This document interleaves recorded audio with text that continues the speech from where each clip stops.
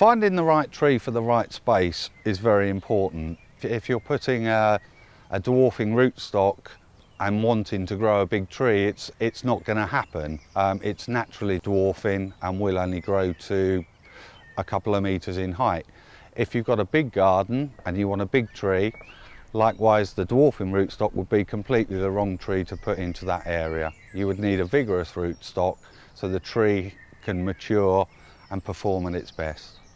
The best time of the year to start your planning any autumn, spring planting would be around July, August time. That's the time when we have the largest selection of our trees available in all the different sizes on the different rootstocks. When you get to the springtime, we might be sold out of some of our most popular lines. Selecting the right variety is obviously very important. Key factors to consider is what do you actually want to do with the fruit? Do you want to cook with it? Do you want to eat it straight off the tree? Would you like to store it till Christmas, after Christmas time?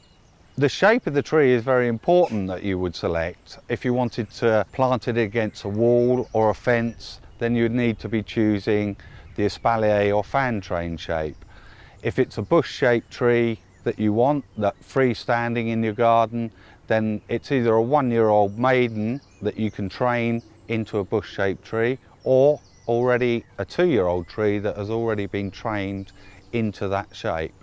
If you were wanting to put trees close together, then select the cordon fruit trees, as these can be planted as close as 2 feet apart. The rootstocks can be very confusing. They're numbered, and they're not numbered in any logical sense that anyone would understand that a low number is a dwarfing rootstock and a high number is a vigorous rootstock. So it's a good idea to check on our website, where we do have a guide that will show you the rootstock and the eventual height that the tree will grow to. Well, pollination again is another quite complex subject, and one that maybe people look into too much. If you're in an urban situation with lots of other fruit trees in neighbouring gardens, it really doesn't come into consideration, because the bees are very generous with their visits. They'll travel from garden to garden, from tree to tree, so you'll get the cross-pollination there. If you're in a very rural situation and there's no other neighbouring fruit trees, then what you would need to do is select 2 trees that will cross-pollinate each other. On our website we have the pollination groups of each variety, and you would need to select a tree within the same pollination group or the adjoining pollination group.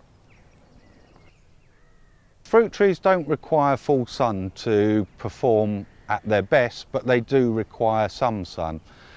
So as long as you're not planting a fruit tree in a completely shaded area where the fruit isn't going to ripen, colour up and mature properly, sort of any area within the garden that gets half a day's sunlight is a perfect situation.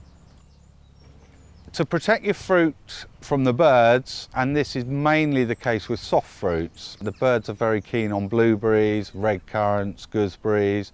You will need to either cover the plant with a net to keep the birds out, or a fruit cage is the ideal situation.